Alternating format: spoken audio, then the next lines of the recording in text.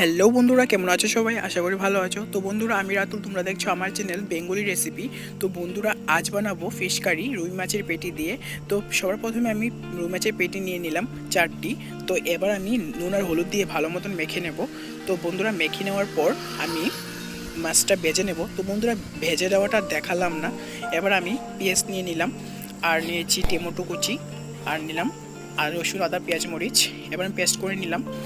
তো বন্ধুরা, মাছ ভাজার তেলে আমি পেঁয়াজগুলি দিয়ে দেবো। তো পেঁয়াজটা কিছু সময় নাড়ানোর পর আমি দিয়ে দেবো সেই পেস্ট করা মশলাটা। তো পেস্ট করা মশলাটা ভালো মতো আবার নাড়িয়ে নেব। তো নাড়ানোর পর দিয়ে দেবো হলুদ গুঁড়ো, আর স্বাদ মতো নুন, আর দিয়ে দেবো জিরের গুঁড়ো, আর দিয়ে দেবো মরিচের গুঁড়ো। তো এবার ভালো মতো নাড়িয়ে কিছু সময়ের জন্য কষে নেব। তো বন্ধুরা, কিছু সময় কষানোর পর আমি একটু জল দিয়ে দেবো। তো জল দেওয়ার পর আবারও কিছু সময় কষিয়ে নেব। তো বন্ধুরা, এরকম করে কষাতে কষাতে জিনিসটা যখন গাঢ় হয়ে যাবে, তারপর আমি দিয়ে দেব তার মধ্যে টমেটো। তো টমেটো কুচিটা দেওয়ার পর আবারও কিছু সময় নাড়িয়ে নেব। তো বন্ধুরা, আবারও কিছু সময় নাড়িয়ে নিয়ে মশলাটা টমেটোর সাথে মিশিয়ে নেব। তো বন্ধুরা, মিশিয়ে নেওয়ার পর এবার আমি জলটা দিয়ে দেবো পরিমাণ মতো। তো এই জলটা দেওয়ার পর আবারও কিছু সময় নাড়া দিয়ে মাছগুলো ছেড়ে দেব। তো বন্ধুরা, মাছগুলো ছেড়ে দেওয়ার পর আবারও ভালো মতো নাড়িয়ে নেব।